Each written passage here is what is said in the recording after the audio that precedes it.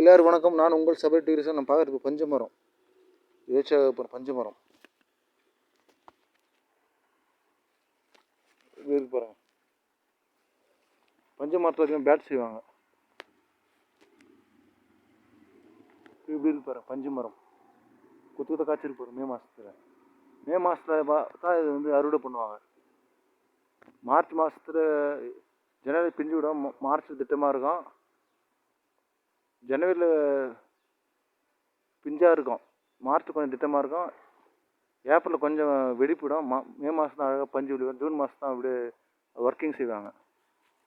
இப்படி இருக்கு பாருங்க. பஞ்சு மரம். இடம் காஞ்சிபுரம். பஞ்சு மரத்தில் பூ பாருங்க. நிறைய பார்த்துருக்க மாட்டீங்க. இந்த பாருங்க. இப்படி இருக்கு பாருங்க. வாழை விவசாயி, வளர விவசாயி, பெருங்குடி மக்கள்.